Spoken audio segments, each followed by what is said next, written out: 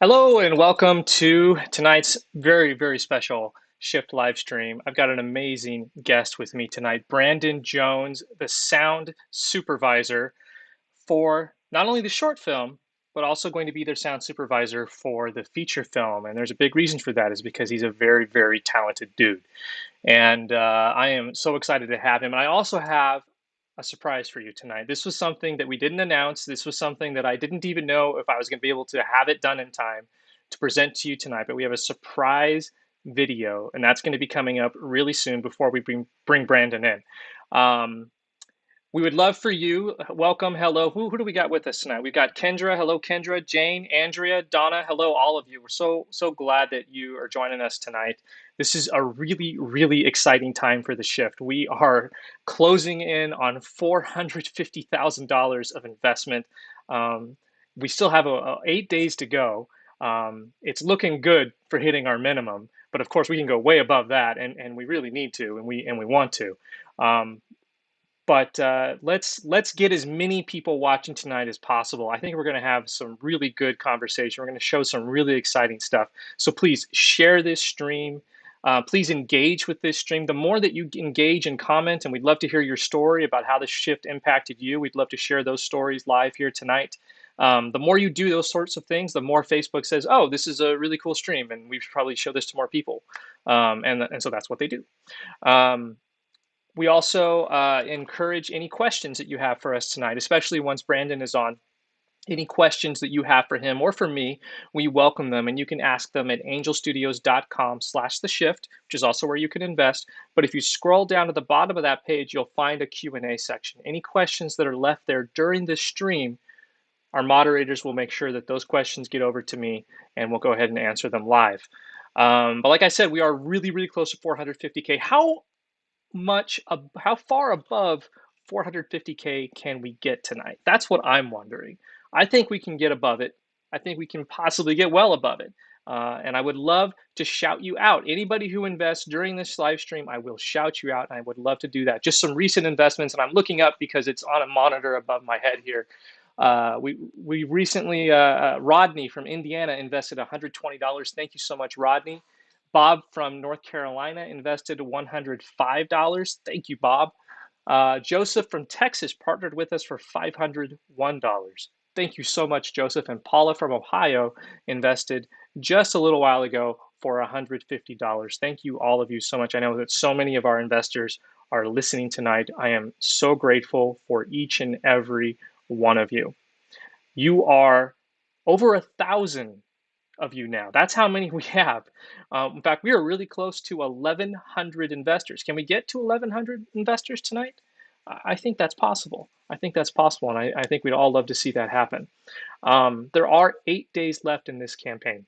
We can go beyond the minimum. The $500 minimum is really important, but we can go beyond that, and we really want to, because this is what happens when people invest, and they invest with the best of intentions, and maybe they just get too excited and they enter something incorrectly, and then the bank freaks out, and then we have to contact them, and we have to help them to fix what's wrong. But if they don't respond to those emails, or we're not able to fix it for whatever reason, then their investment gets dropped. That always happens at the end of this. And so if we reach out to you, please respond. But inevitably, some investments are just going to fall away for one reason or another once we conclude the campaign. So it's really important that we get above 500, well above 500, so that we can make sure that we do hit that minimum when all is said and done. So anyway, we would love for you to join us. If you haven't invested yet, or even if you have, you can invest again. But if you haven't invested yet, come and join us. Be a part of making this film happen. This is the second time we've done crowdfunding. There is no guarantee that we're going to do a third time. I can't even think about that right now. This is such a huge lift. So many missed out the first time and regretted it. I got so many messages. Can I please just get in? No, it doesn't happen. After the closing date, there is no ability for us to take in more investment. So if you're thinking about doing it, tonight is the night. Tonight really is the night. This is your chance to be a part of something special and something that's very much needed. A new movement, I believe, in Christian storytelling and cinema. That's what we're aiming for with this film. We want to be a part of that. It's happening. And you can be a part of that too by investing in this film and helping us to tell the rest of this story. chances are, if you found your way to this live stream, you've seen the short film. You've seen Kevin walk out the door, and you might even be wondering what happens to him. I mean, hopefully you are. I mean, that's the whole point of this, is let's tell the rest of that story. And the thing is that we did something really crazy in the past 2 weeks. We took the script for the feature film and we put it out there for anyone to either read or to hear. And if you go to angelstudios.com/the shift, you can actually read the script right now or listen to it. I don't know of another filmmaker that's done this. I can't believe that I did this, because it is a very vulnerable thing to do, to take your embryonic feature film and just put it out there for everybody to watch and to listen to and to read. That's crazy. The response, thankfully, has been overwhelmingly positive. And that brings me to our surprise for tonight. I reached out and I asked anybody who was willing, anybody who had read or listened to the script, to send me just a quick reaction video of what they thought of it. And I was so pleased and just overwhelmed and humbled by the responses that we got. And I put together a little video, a little collection of those reactions. And I want to show that to you right now. And after that, we're going to bring Brandon in. But check this out. These are the reactions to the script for the full feature film of The Shift. There's times in stories that you'll read something or you'll watch something, you'll be engaged with something and you'll be like, okay, this is good. This is entertaining, or this is a sufficient way to spend 2 hours of your life type thing. The Shift, it's made out of magic. Hi, so I just finished reading the script for The Shift. I don't think I've ever read 127 pages that quickly. And I love it. I got angry when someone interrupted me. I even skipped some of my work. Brock did this crazy thing. He did this crazy thing to where he put his script out online, which is crazy. Who does that? That is, I've never heard of that, and I can't really understand it. Anyways, I hope that's a great idea. I think it will be. Hey, Matthew S. Nelson here. I want to talk to you about Brock Heasley's script for his feature film, The Shift. Awesome. The Shift is not just science fiction. It is excellent, profoundly rich and stirring science fiction. The Shift is basically a love story. Whether you're a drama, action, sci-fi, no matter what kind of film you enjoy, this film is for you. The short version, that short movie that we got, you have seen nothing yet. It goes from there and takes you off a cliff into this crazy adventure that's filled with action and twists and turns and reveals all the way until the very end of the story. Our lives and our reality are based on all of our choices and how we handle temptation.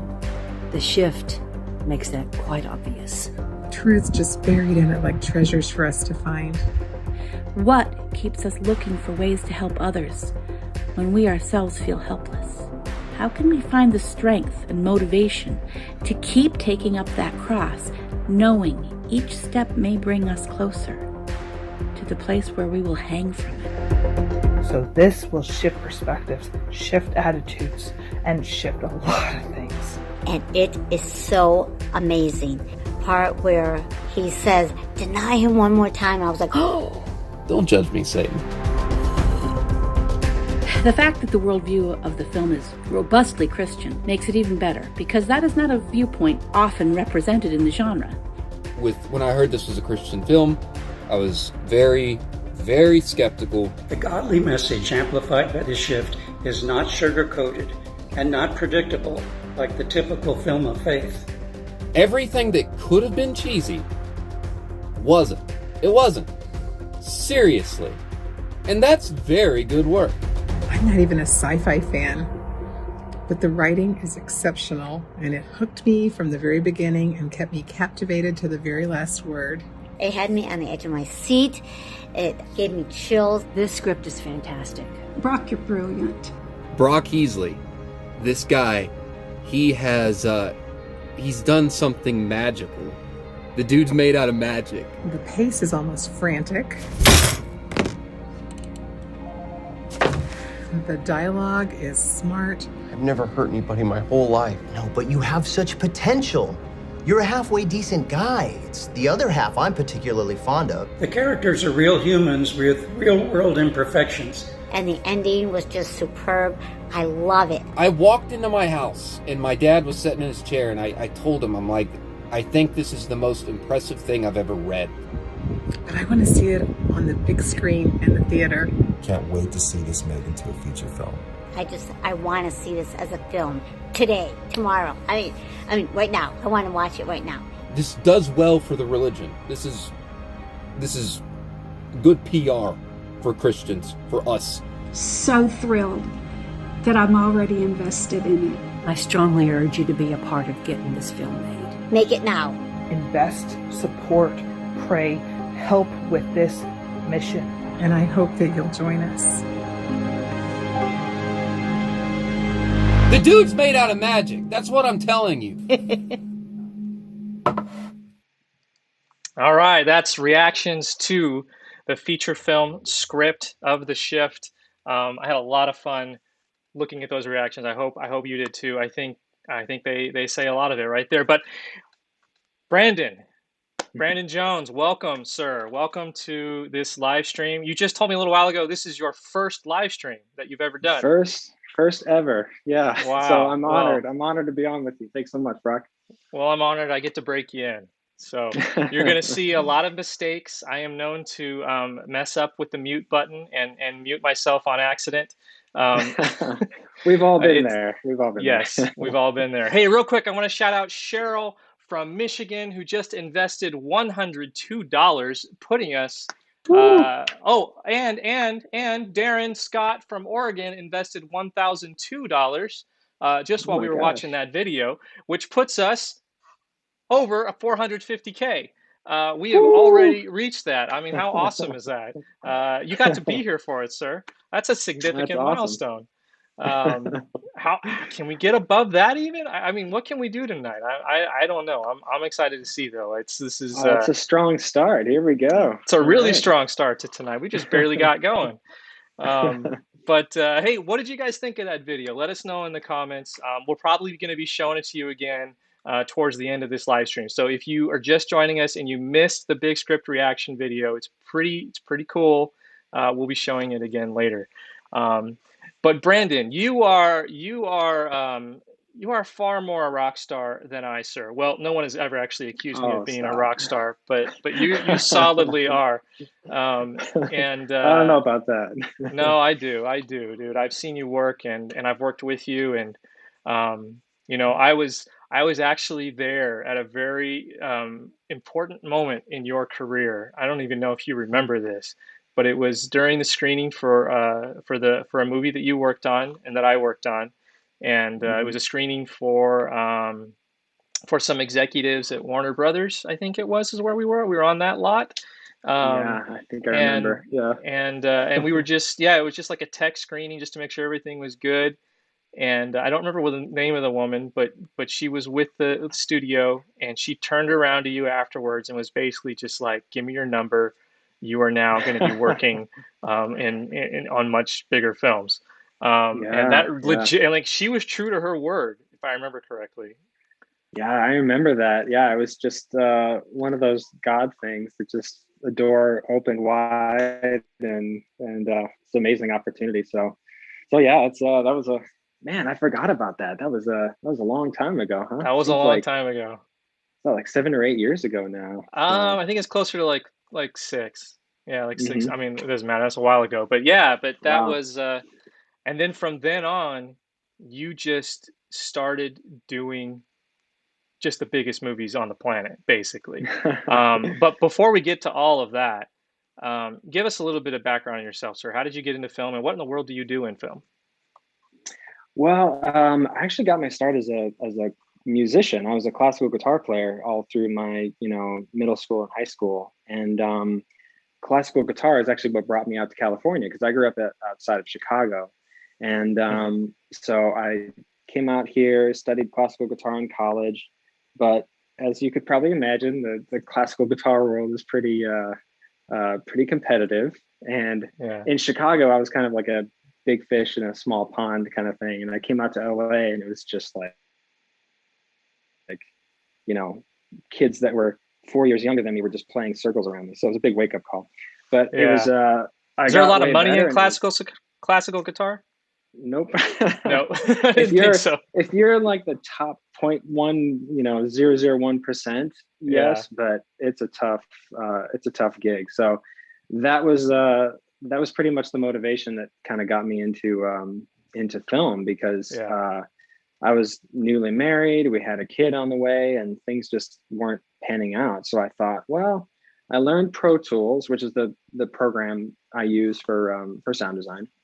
Right. And so I learned that in college, just while I was making my guitar albums, just recording my guitar songs. And so so I thought, well, maybe there's something I can do with that. Maybe I could be like a record producer or work in the music industry somehow. And I remember watching, it was the Lord of the Rings extended DVD set, where they have hours and hours of like behind the scenes I watched content all on of those. that twice, Oh I yeah. think. Like, Me I mean, too. you're right. It was like longer than the movie itself. Was the Oh behind the yeah. scenes? Yeah. Yeah. Well, it's insane, all the depth that they go into, Oh because yeah. they don't really do that anymore with behind the scenes stuff. Not Not to that not in that extent. kind of not to that extent. No, no, Yeah. not at all.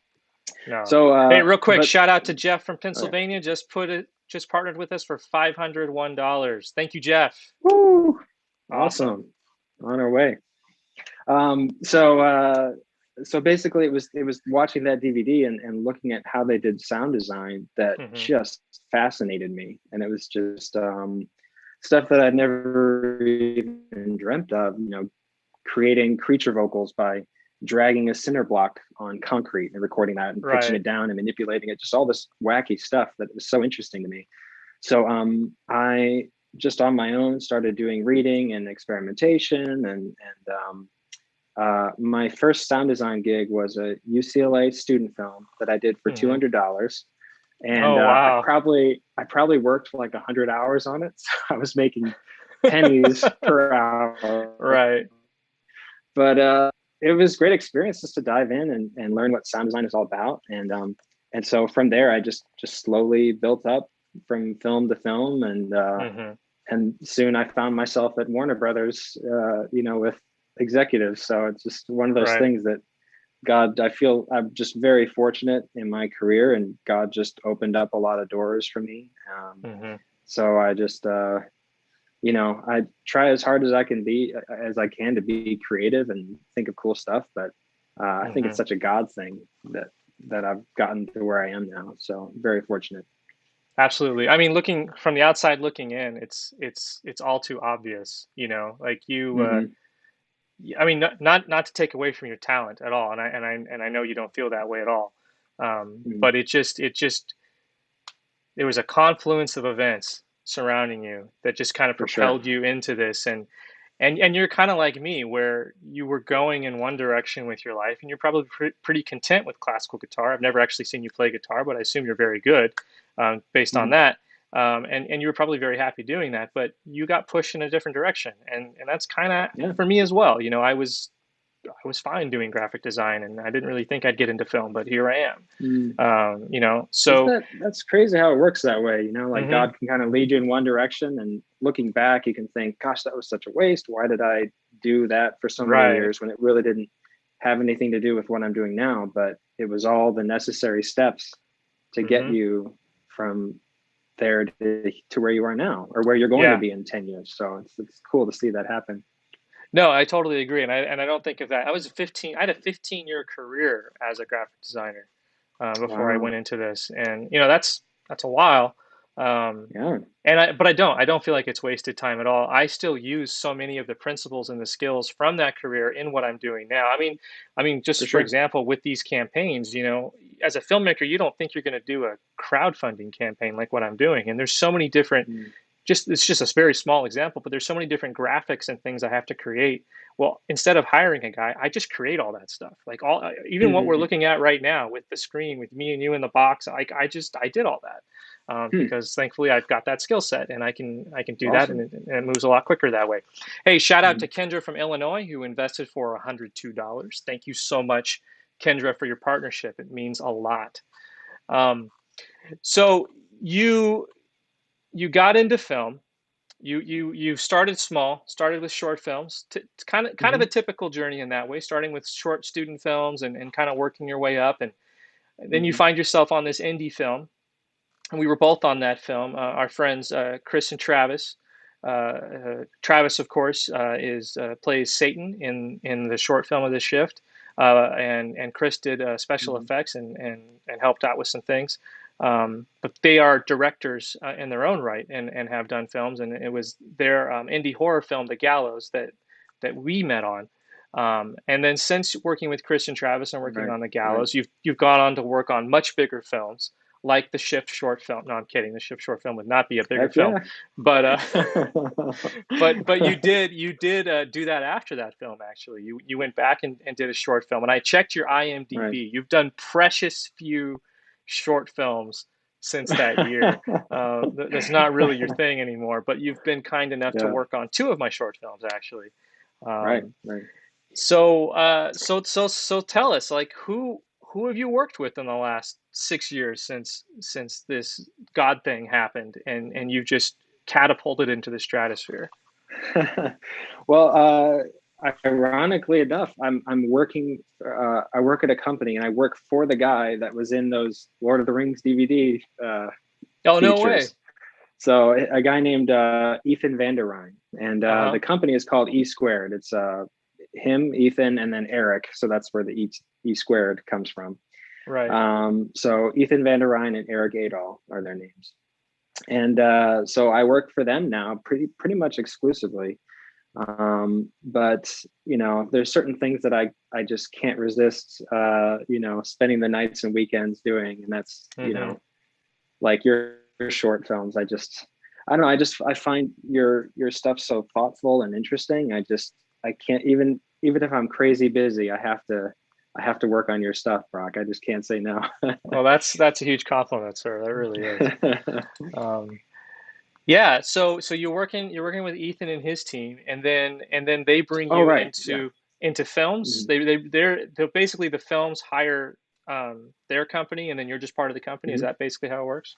Right. Yeah. I forgot the other part of that question. So so they're a freelance company, and so they'll be hired by the film studio to supervise the movie, and they have relationships with a lot of filmmakers and directors and producers. So over the years, my very first film with them was a Michael Bay movie. So I just dove right into the deep end there. Yeah, that's crazy. It was called 13 Hours. Oh yeah, and that came out back in. Yeah, it was the military movie about John Krasinski's the lead in that. Right. Yeah. That's right. So that was my first foray, and honestly, halfway through that movie, I was thinking to myself, like, what have I done? Like, what have I gotten myself into? Because we were working so much overtime. It was just insane. I working practically every weekend and working until 10 p.m. every single night, sometimes midnight or beyond. But then thankfully, after that project was done, I realized, okay, not all movies are like that. So you just got thrown into the deep end, and then you realized, oh, most of the time I'm not actually going to be swimming over here. Yes, exactly. Yeah. Sometimes it gets like that, but for the most part, it's pretty, I'm not gonna say chill, but more normal hours. So, yeah, that's good. But yeah, well, you guys are at the end of the pipeline. I think that's part of the problem. You know, it sounds one of the last things to get locked. Yeah. And so, you know, anybody who's blown their deadline ahead of you, well, that just makes it harder for you guys. For sure. And like visual effects is another big thing that they always get so backed up because. You know, they design their pipeline to have all the shots finished by the end of the schedule. But what if halfway through the director starts changing and deciding, oh, I don't like this, I don't like that, change this, change that. Then everything just gets so bottlenecked at the end. And then we can't finish the sound design until we see what it looks like. So Right. we have to wait till the last, final minute. So Right. sometimes you're on the last day of the final mix and there's still visual effects coming in, and you're just like, how is this going to happen? We have Yeah, until like that's 9 crazy. p.m. tonight. So it gets a little nuts. Oh my gosh. Yeah, I think that's such that's a pressure cooker environment essentially. I mean, working on films of Yeah. that level, especially with a guy like Michael Bay, and I'm not going to make you talk out of school, but suffice it to Hmm. say, Michael Bay has a reputation for He being a bit of a does. taskmaster. Yes. And so I Yes. imagine, and I know you've worked on, since 13 Hours, you've worked on pretty much any film, every film that he's been involved with, whether as a Yeah, producer or a director. I've done several since then. I did Hmm. Six Underground, and then I did Transformers 5 or whatever that was. I'm losing track of all the numbers. And then I think there's one more, but I'm just blanking on it. I think you But worked yeah, on it's one of the a. Ninja Turtles. Oh right, yeah, the Ninja Turtles 2. I worked on that one, and Yeah. then he was a producer on A Quiet Place. Oh, I didn't Um, remember that. Okay. mhm, Now, A yeah. Quiet Place. Now that's one of my favorites of your Hmm. work. Oh, Um, that was a fun one. I mean, that's a beautiful movie, and Hmm. the sound design. Whenever I tell people, "Oh yeah, my friend Brandon worked on the sound design for A Quiet Place," they usually say some variation of, "Wait, wasn't that movie all sound design?" Yep. Or the opposite. They're like, wait, wasn't it just quiet the whole time? What sound Right, or right. What design? sound are you talking about? Um, Isn't it called A Quiet Place? What sound right. So you just got to kick back. I mean, what was that like working on a film like that? It's so different and so outside the norm. Yeah. That was really amazing. And I really have to give a lot of credit to John Krasinski, because he thought of so much stuff for us and Hmm. really wrote sound into the script Oh wow. from the very beginning. So, and that makes our job so much easier, because if you've already thought about how you want everything to sound and how it's going to Hmm. play into the logic of the story, and then you've written that in the script, then when we do our work, everything's going to fit. It's like all the Hmm. puzzles pieces kind of connect. Sometimes I feel like we're just trying to shoehorn sound design into a movie that's not really built for it. Right. So that Right. you can get into a situation like that, or if there's just like blaring music through the whole thing and we're all fighting for attention, it can be challenging. So, Yeah. but That's what props I to think of when I think Krasinski of a for Bay film. Just it. constant Exactly. noise, you know. Yeah, totally. From moment to moment, like you can only pay. There's just so much flying at you, and sensory overload in those movies. Yeah. It's really hard to keep track of everything and have the dialogue be intelligible, have the music be Hmm. kicking, and to hear everything. But yeah, working on A Quiet Place was really was a huge challenge, because we were actually brought on after another sound team had their shot on it for like 3 months, and they Hmm. weren't producing, and so Oh wow. so they were let go, and we were brought on. I think it was like 4 weeks before the mix started. So Uh-huh. we had 4 weeks to imagine what the creature sounded like, draft a bunch of Oh ideas, my show them to gosh. Krasinski, have him give us thoughts. And then after 4 weeks, we were in New York on the mix stage, final mixing the movie. It was a whirlwind. That's I think it was crazy. like 7 or 8 weeks from start to finish. So I look back and I think there were so many late nights. There were so many. I probably pulled like 4 or 5 all-nighters on that movie. It was just such a blur. Uh-huh. But somehow we got through it, and somehow, I'm really happy with how the movie sounds in the end. And that's just a testament to John Krasinski. And we had a great mixer, Hmm. Brandon Proctor, had a great team behind me, and Hmm. it's just it was a great experience. It's Well, and super then challenging, but it was a great experience. I can't believe that you guys did that in 8 weeks. I mean, that does sound like with for a film that is Yeah, so dependent on sound design. I mean, totally. I'm thinking about Krasinski for a minute here as the director, having 3 months of work that he basically just has to throw out the window because it's no good, Yeah. and knowing Hmm. that his film basically rises and falls on how good the sound design is because it's called A Yeah. Quiet Place. Um, Hmm. I think he had to have been in freak out mode at that point. But Totally. you guys, I mean, that team, your work was nominated for an Oscar. I Mhm. mean, you guys, those all-nighters, you did something really right, basically. It's Sometimes it's like when you're in the pressure cooker and the deadline is, bearing down on you like crazy. mhm, Sometimes I feel like we got so lucky in a lot of ways. Just things kind of worked out, and right. I don't know. Sometimes I feel like I do good work when I'm really under pressure Mhm. versus when I have all the time in the world just to kind of like tweak and try this, Yeah, try that. Sometimes you just gotta put your feet to the fire and like go. yeah. So that was Well, interesting. it's plenty of time to second guess yourself. That's what it is, you know? And Totally. sometimes when you Yeah, remove that from the equation as a creator, sometimes that's the best blessing you can have is just to, you create more from your gut. I'm guessing there was a lot of gut creation for you for guys sure. on that film because you didn't have time for anything else. Yeah. Um, And and I there think this also, the go ahead. oh sorry. I was gonna say the kind of the ongoing mantra on that movie was whenever we kind of look around and be like, is this too crazy? Like if we go completely silent for 45 seconds here, is that Hmm. going to freak people out? And the mantra over and over was, hey, if we're going to do it on any movie, this is it. So This let's is, go yeah, for it. Let's go for it. And so we would kind of, there's a lot of self doubt through the process, but then we'd kind yeah. of like amp each other up and uh, just go for it. And I'm so pleased with the results. It was Oh, really that's so cool. it was a fun movie to be on.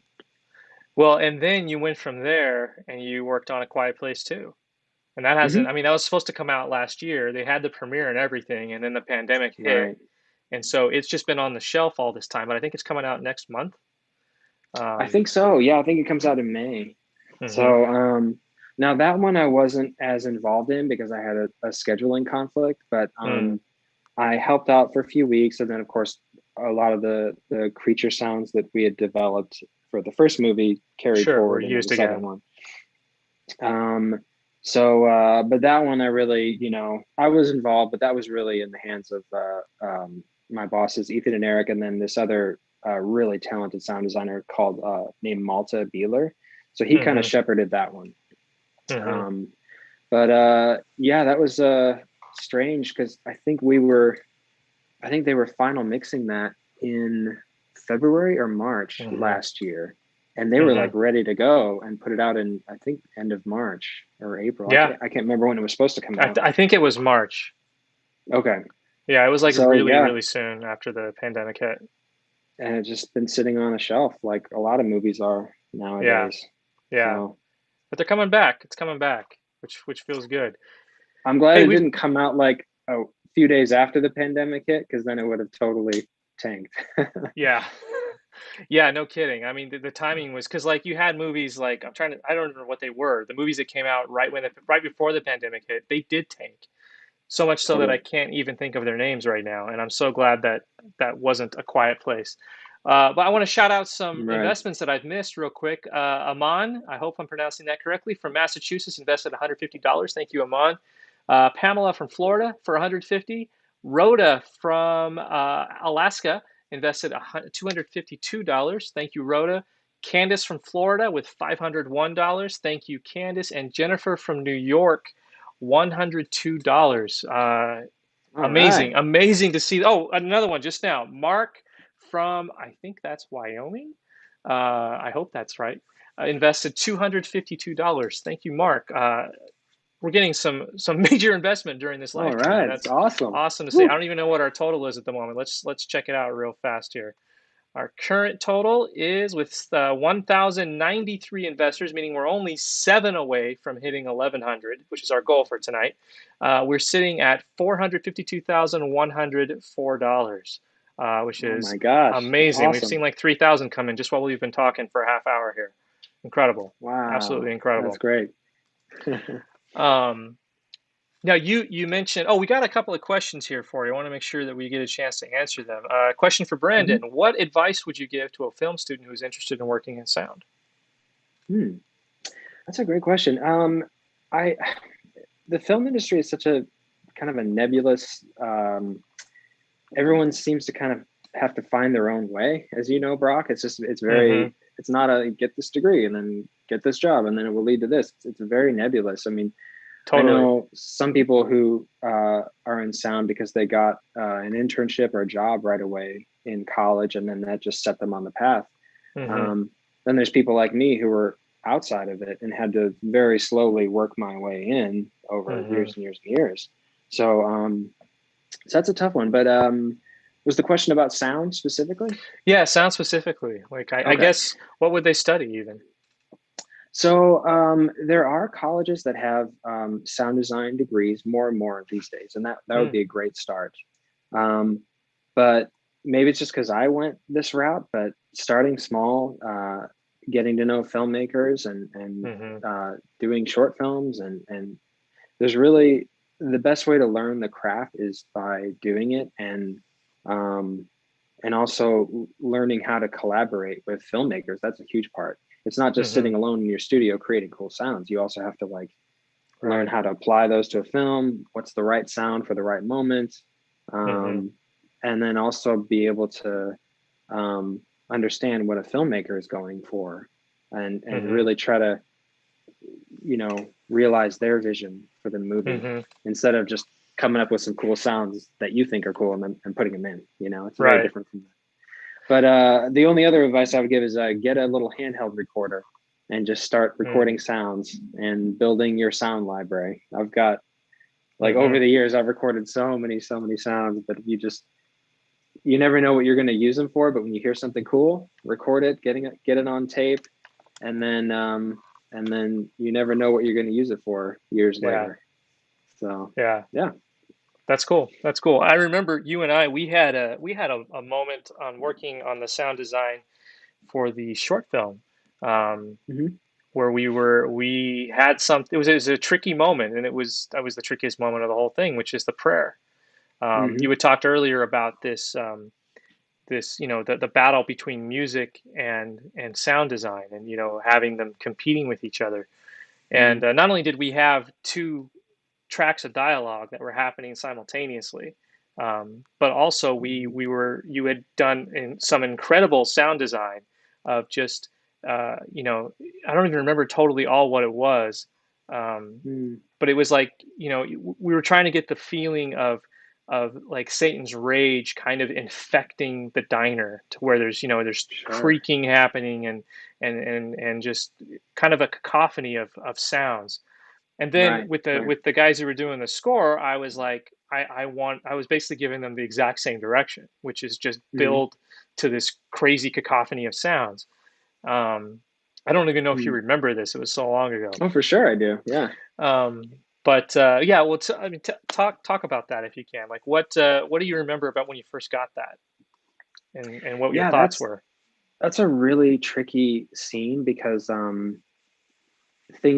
if you do it the wrong way, it can come across as campy or like corny from a sound perspective. If all of a sudden it just sounds like an earthquake in there.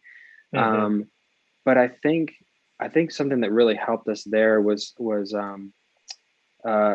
really slowly building it in, so you don't really notice when it starts, and as the dialogue amps up and gets more and more intense, then the sound can kind of come up with it along with the music too. So it all kind of builds in unison. And I think that was the key to really making that moment work. That was a really tricky one. Yeah. We did a few passes, a few back and forth, you know. And I remember there was one mix you had where the music was really low and the sound design was really high. And I felt so bad because I had to come back and say, "Hey, Brandon, I need you to kind of hide your work a little bit more, you know, and bring that music up." No, that's a constant thing we get. We always play our stuff really loud. yeah. I mean, that makes sense. It makes sense. But it was so much fun working on that short film. I love the performances and just that conversation in the diner is so fascinating, so thought-provoking and interesting. Yeah, I'm just really I'm excited to see what happens to Kevin after he leaves that diner. Yeah, yeah. No, Hmm. I'm excited to do all of that again. I mean, we're really gonna have to do all of that Hmm. again, reshoot that Right. whole scene, Hmm. and I think it's gonna be fun. And I'm curious to see for both of us what 6 more years of experience and thinking about this and how we can make it even better than we did before. I think that's what's really exciting.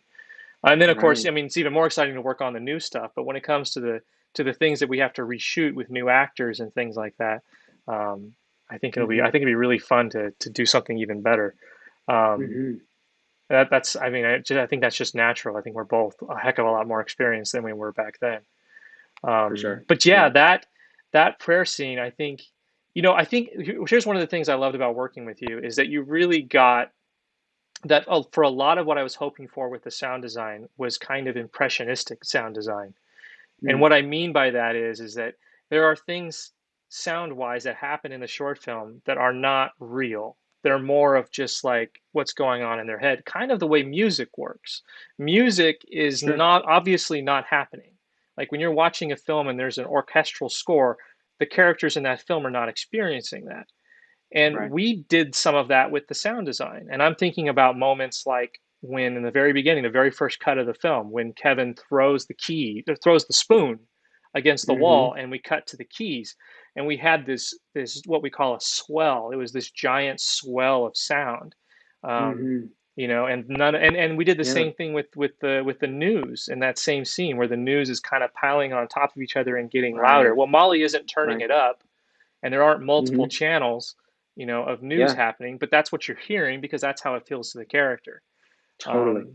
And we did a Another lot one of that that. comes to mind is when he gets in the car after he's been fired. Um, Mm-hmm. it's like, you hear all the ambient sounds, and then that car door shuts, and it's just absolute silence. Yes. And it's kind of like he's alone. He's got nowhere to Uh-huh. go. Like life just got real kind of Right. situation. And I love sound design like that, where you can just pick little moments to heighten the character's experience, Mm-hmm. and try to communicate that better. Um, Mm-hmm.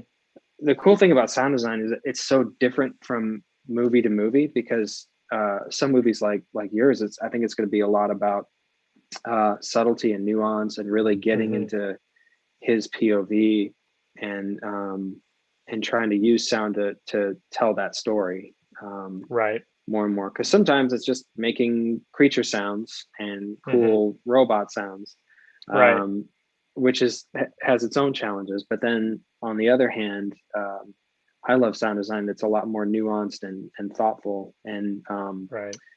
uh, it's more about creating the POV for the characters. So Mm-hmm. I'm really excited about doing that for the shift. No, and I think we're going to be doing a lot of that. That's the kind of thing that I Mm-hmm. love. It's what I'm attracted to. I'm really intent on giving the audience an unconscious experience.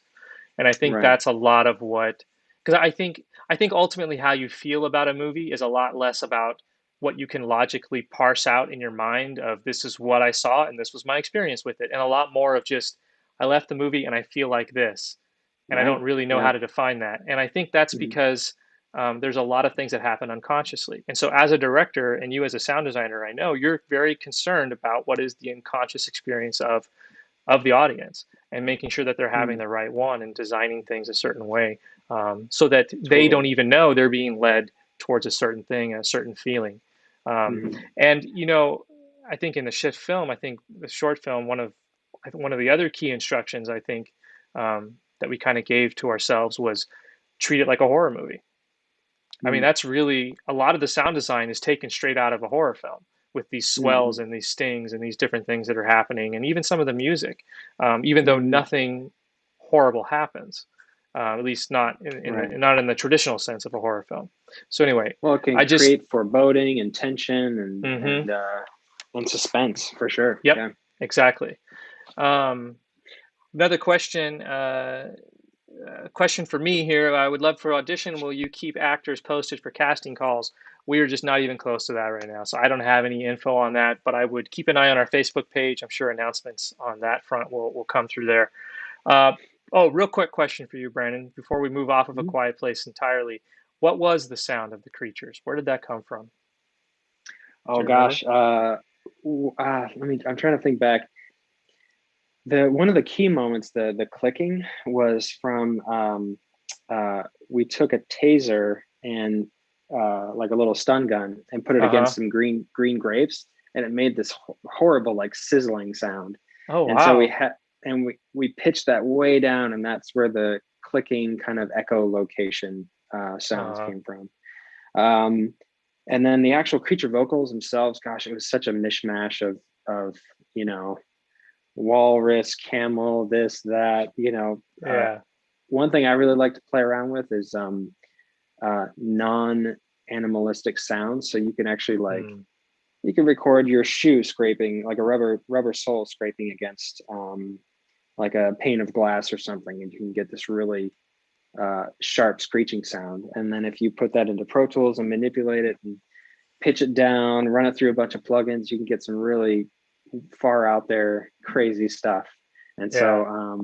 so it's a mishmash of a lot of things like that, so That's some so cool. animals, some non-animalistic sounds in there. Right. Yeah. Awesome. I'm being told we are 5 more investors away from hitting 1,100 investors. Wouldn't that be Let's awesome to do hit it. that while we're live here? Let's do it. I'm trying to remember where I left off. The investments have been rolling in so fast that I'm losing track. I think Sydney from Louisiana invested $126. Thank you, Sydney. Nikki from Arizona invested $150. Thank you, both of you, for partnering with us. Um, so okay, so you're working in Hollywood. Mhm. And as we all know, Hollywood is full of wicked heathens. This is what I have been told anyway. Um, but you, sir, are a man of faith. I happen to know that your faith is extremely important to you. Mhm. I'm wondering if you could just talk about that for a minute. How is it, as a man of faith, working in Hollywood, working so closely with some of the biggest names in Hollywood? I mean, you've dropped Krasinski, you've dropped Bay, and I'm not asking you to tell Mhm. stories on them specifically, but you have Mhm. worked and been close to a lot of really really big names, Mhm. and what we think of as the Hollywood establishment. So how is that for you? Are they all heathens?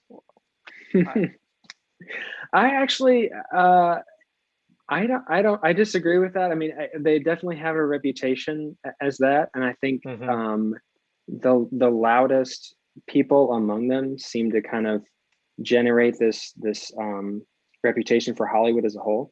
But I've been mm-hmm, very honestly, I've been very surprised with how many Christians I've met just along my path. mm-hmm, Uh, when I started working at the studios, I kind of expected, okay, I'm going to be the only Christian there, but right, like right away I met like two other Christians who are like really really serious about their faith, and really just people with deep faith, people of God.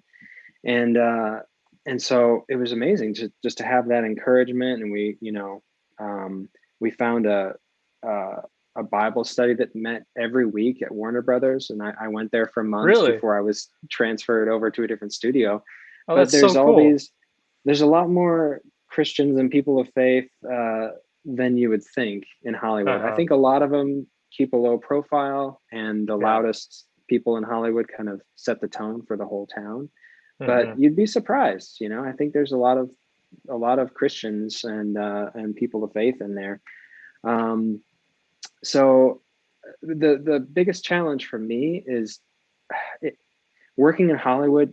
There is some hostility. I've definitely been in rooms where people start ranting, and Mm-hmm. uh, me as a lowly sound designer in a room with a director and three producers, he's like, what do you Yeah. say? Right, You want to just right, retreat. You just want to retreat into the shadows. So right.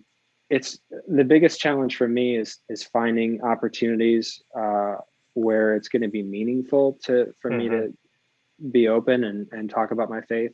Mm-hmm. Um, Obviously, probably wouldn't be wise to just, in a Start situation like proselyting. that. Yeah, Yeah, that's not going to go over well. But right.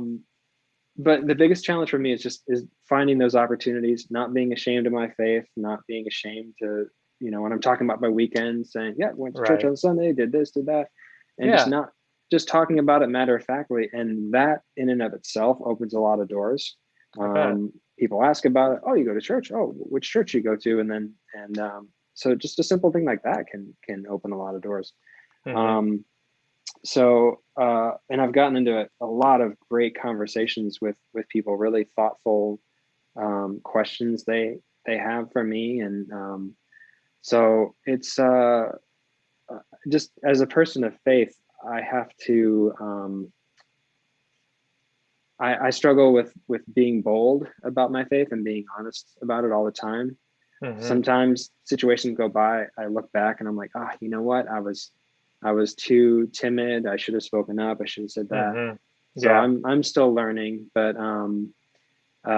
it is a challenge, but there are more people of faith than you would think in Hollywood, surprisingly enough. Yeah.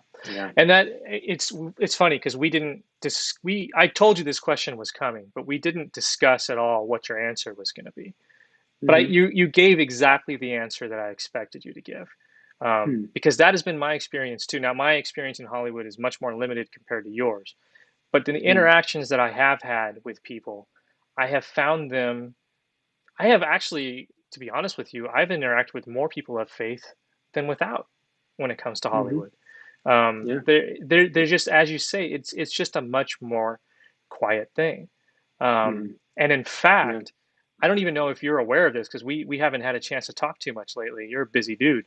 But we recently got hooked up with a man by the name of Tom Armbruster, who is the president and CEO of the 209 Group, which is a visual effects house in LA.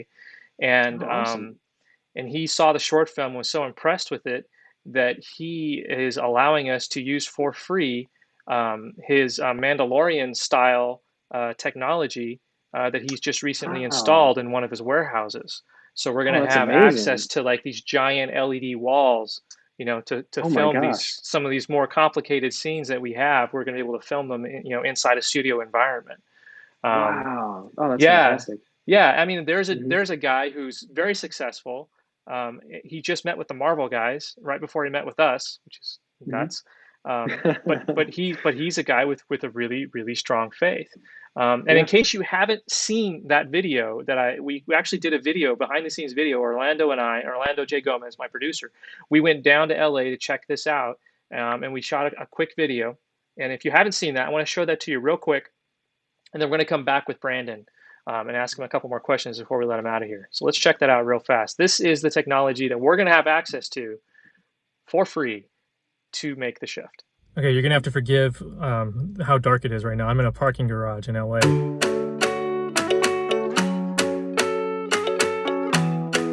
And I am here in LA to visit a couple of very important people. For the first time, I'm going to meet executive producer Franco Sama in person. Also later this afternoon, I'm going to be visiting with Tom Armbruster, who is the president and CEO of the 209 Group, which is a special effects house here in Los Angeles. I'm going to see the brand new tech that he's got. Very excited to talk with him about our ideas. And more importantly, I'm just really excited to see this tech. This stuff is insane, and I can't wait to see it for myself in person.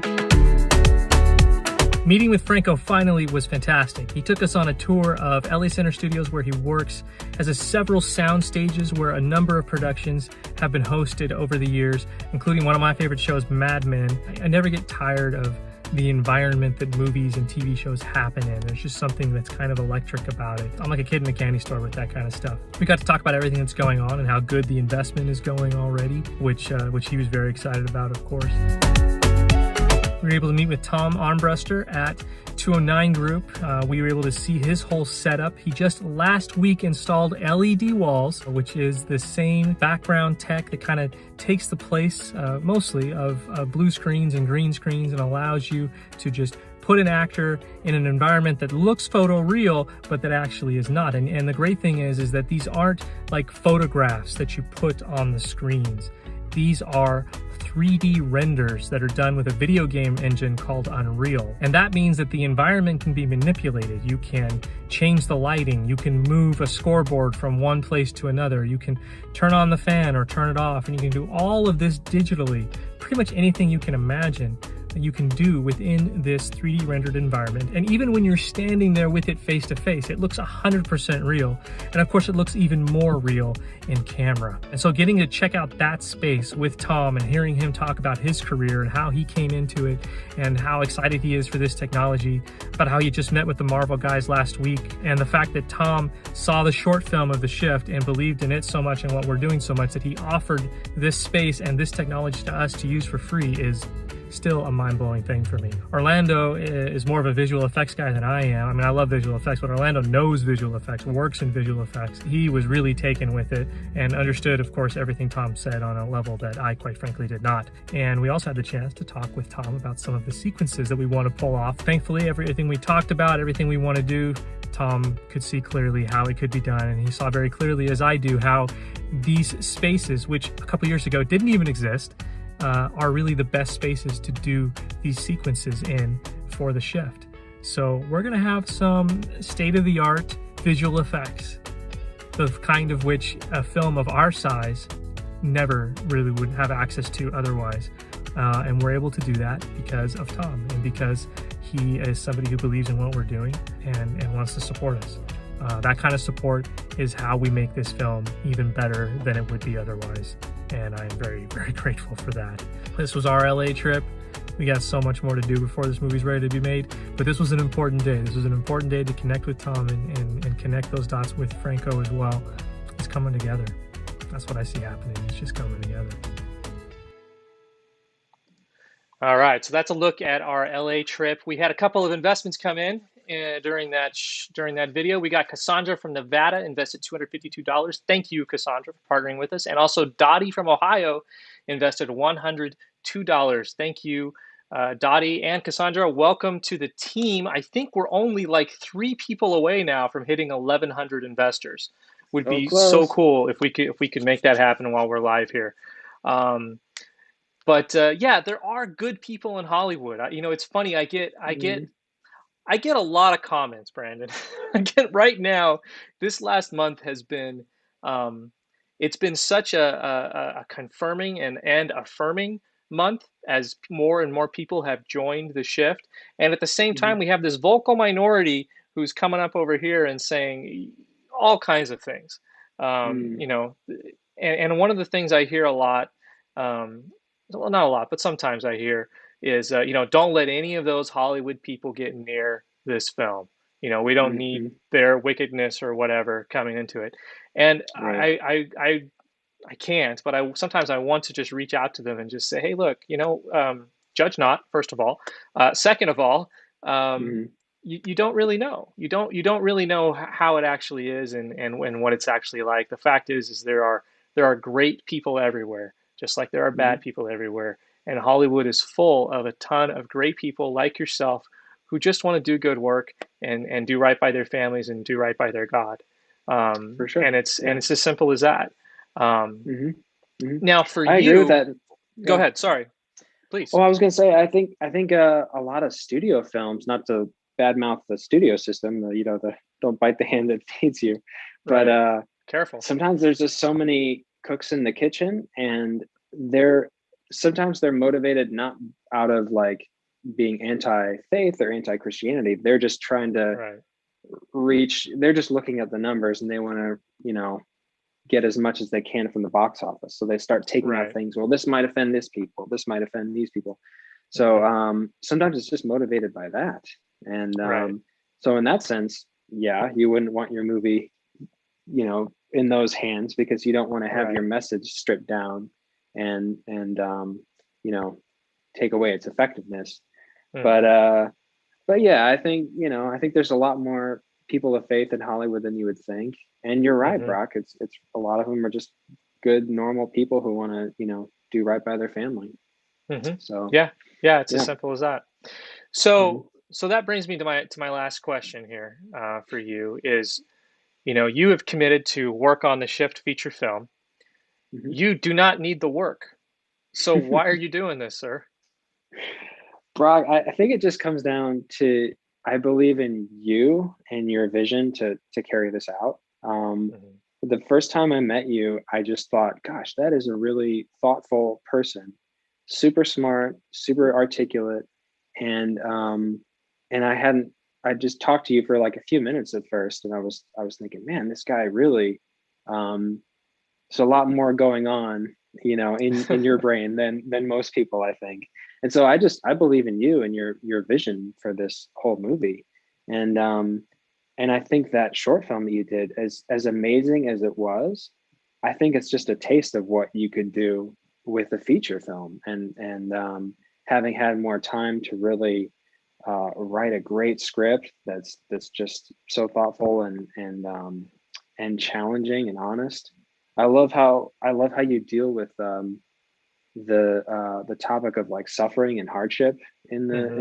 in the script. You're just very honest and uh, I love your vision for the whole movie. So um, sure, I mean I'm I am busy most of the year, but I just don't want to lose out on the opportunity to work on a movie that really means something to me, Yeah. because let's be honest, movies where giant apes and lizards punch each other is fun, but it's not the most meaningful work in the world. Right, right. So yeah, I'm really excited to work on this and really dive deep into it. Yeah. Well, that is a huge compliment for me because we did connect pretty immediately, and it's funny hearing you describe me on our first meeting is pretty much exactly what I thought of you. I just thought you were such a and I don't mean this as an insult. I really do mean this in the most positive way, like kind of mild mannered, kind of just Hmm. like you've got a lot of chill, but you're not like, what am I trying to say? You're kind of zen in a way that I'm not. But you see things as they are. I think is Hmm. and I think that relaxes you, and you see things as they are because of a spiritual thing you've got going on, but then also because of an intellectual thing. It's intellect for you. You're thoughtful too, is what I'm trying to say, but in a different Oh, way. thank you, Rock. And Interesting. Thank you. I just I have appreciated so much your friendship, and the fact that we have been able to work together is just a huge honor for me.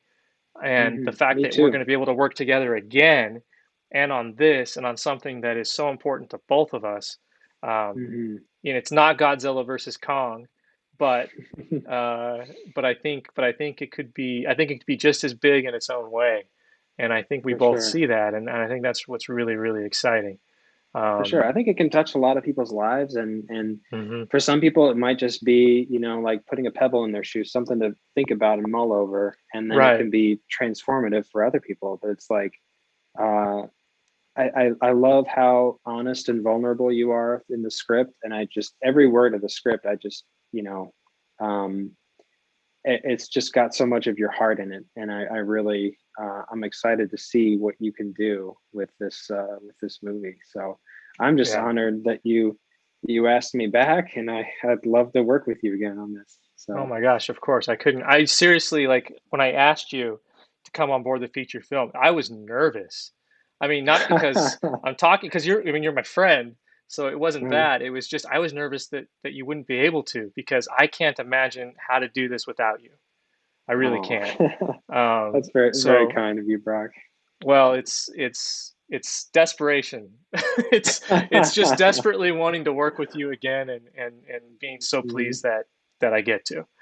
Right, And right. I seriously, like, I think about the sound design, and it's like I have no worries because I know that it's going to be great, and I know I get to work with Mm, my friend, and there's just nothing better than that. Nothing better totally, than that. totally. Hmm. Making Um, movies with your friends, that's great. yep, yep, and Hmm. that's how you start out, isn't it? You know, Hmm. and then if you can keep doing that at this level, I mean, that's pretty impressive. And for those of you that don't know, and I've mentioned it before, the short film was made for $500. And when Hmm. I say that, I'm talking about the $500 that was spent on the food, for the actors and the people who were on set. So when I say $500, what I'm also saying is people like Brandon, super talented Brandon, donated his time and his talents to that to that short film. So you're looking Hmm. at right now on screen why I was able to do that for $500, because Brandon blessed the project in that way. And so it's a personal thrill as well to be able to do this feature film and finally be able to pay you for your work, which is great, and well deserved. So I could not get you for free now. So thankfully I get to pay you now. But anyway, Brandon, I really appreciate you joining me for this. And any final words or any final thoughts you want to share with us? No, I just thank you so much for having me on. It was a real honor, and I'm just excited to work with you again. And I really believe in your project. So hopefully it'll happen sooner rather than later. Let's do this. Agreed. It's going to happen. I am firm in the faith that it's going to happen. It's simply a question of timing. And as we both know, the timing is not up to us. The timing is up to him. And I'm very happy to let him take that wheel and tell me when we get there. Well said. Yeah. All right. Well, take care, sir. And I will catch you later. I'm sure I'll be in touch soon. All right. Sounds good. Thanks for having me on. All right. Thanks. Bye. Take care. All right. That was Brandon Jones. He is going to be the sound supervisor and designer on the Shift feature film, did the short film, and he is a man of many talents and who has some incredible credits to his name. We are so close to 1,100 investors tonight. What are we at right now? Let's see. We are at, let's let it call up here, 1,096 investors. Okay, so we're 4 investors away. I think Dottie was a repeat investor. So we are at $452,000. I can speak. $452,986, which means the very next investment of any amount is going to put us into the 453,000 category, which is incredible. So if anybody wants to come in, let's watch that video one more time. The script reactions video, for those of you that are joining us late, earlier tonight, I debuted a brand new video. These are fans just like you who have read the script for the feature film, and they were kind enough to send me their video reaction, and I was able to put it together into a short video. This is really cool stuff. Let's take a look at this. Let's see if we can get anybody to come in. If you're thinking about it, come in during this video. Let me shout you out after it's over. Otherwise, we will. I'll announce what our next live stream is. We have that already on the books, and I'll announce that right after. We've got some really cool guests coming. I'm going to announce that right after this video. Let's check it out. There's times in stories that you'll read something or you'll watch something, you'll be engaged with something, and you'll be like, okay, this is good. This is entertaining, or this is a sufficient way to spend 2 hours of your life type thing. The Shift, it's made out of magic. Hi, so I just finished reading the script for The Shift. I don't think I've ever read 127 pages that quickly. And I love it. I got angry when someone interrupted me. I even skipped some of my work. Brock did this crazy thing. He did this crazy thing to where he put his script out online, which is crazy. Who does that? That is, I've never heard of that, and I can't really understand it. Anyways, I hope that's a great idea. I think it will be. Hey, Matthew S. Nelson here. I want to talk to you about Brock Heasley's script for his feature film, The Shift. Awesome. The Shift is not just science fiction. It is excellent, profoundly rich and stirring science fiction. The Shift is basically a love story. Whether you're a drama, action, sci-fi, no matter what kind of film you enjoy, this film is for you. The short version, that short movie that we got, you have seen nothing yet. It goes from there and takes you off a cliff into this crazy adventure that's filled with action and twists and turns and reveals all the way until the very end of the story. Our lives and our reality are based on all of our choices and how we handle temptation. The Shift makes that quite obvious. Truth just buried in it like treasures for us to find. What keeps us looking for ways to help others when we ourselves feel helpless?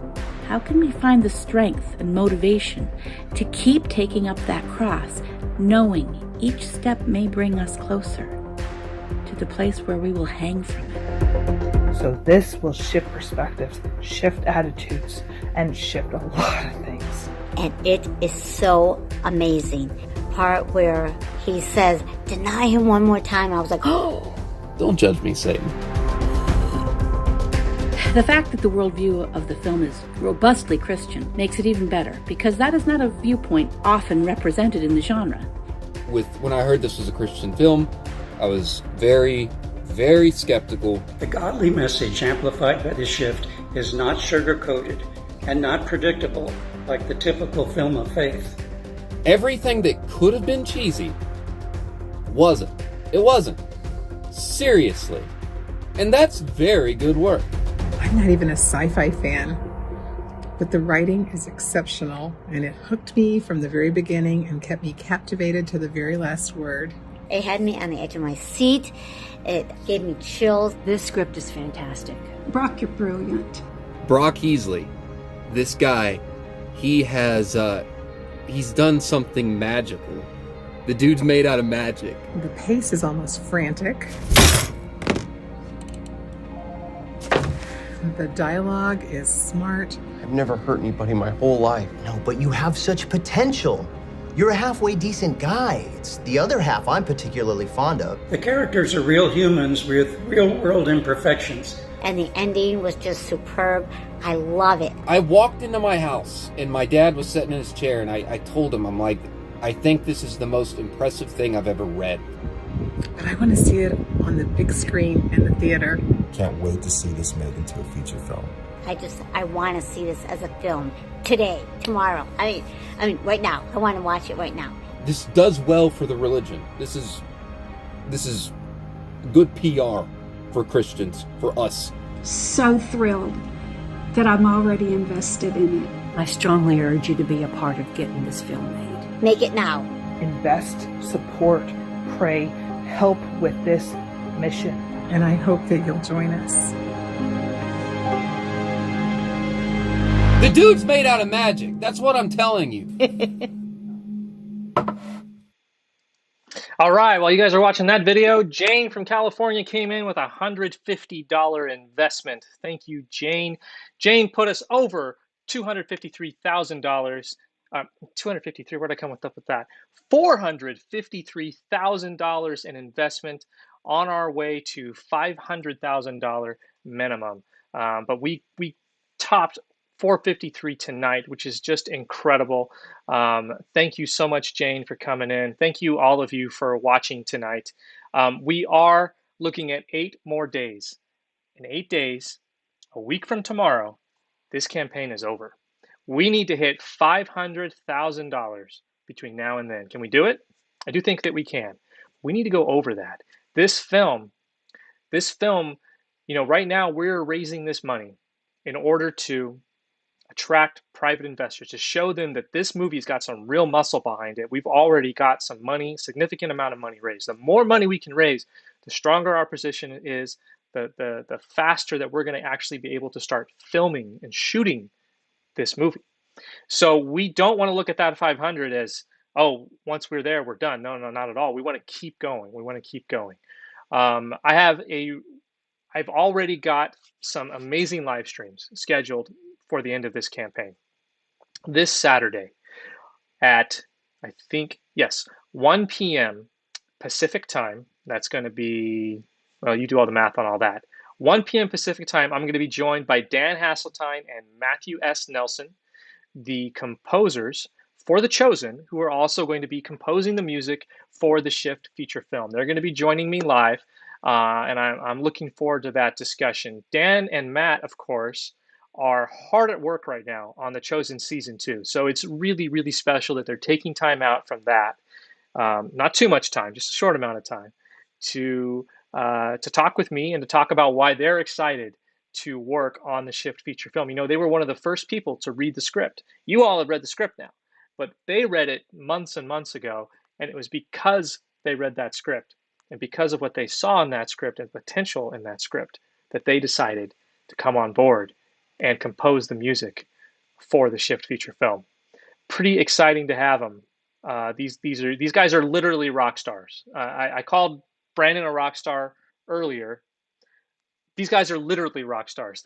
They really get on stage and they do that. I'm so thrilled and excited they're going to come and be with us. It's going to be 1 p.m. Pacific time this coming Saturday, and then next week after that, we're going to wrap this campaign up. And I've got some amazing, amazing people to bring on for that. But that will announce on Saturday. So thank you all of you for joining me tonight. It's been really special talking with Brennan. I'm so glad you finally got to meet him. He is such a good guy, such a strong man of faith. I think you saw that tonight. That's the kind of talent we have on this film. Can we make this film? We absolutely can. I've got the people I need to make it. What I need is you, and I need your partnership. We need the budget. And once we've got it in place, we're off to the races and we have who we need. We've got Brandon, we've got Dan and Matt, we've got Dallas Jenkins as the executive producer. We've got Franco Sama as an executive producer as well, expert in independent filmmaking. I've got the people I need. I've got Orlando J. Gozman as my right-hand man as producer. I could just keep on going, but I'm going to stop here. I've kept you up long enough. Thank you again, and I will see you again soon.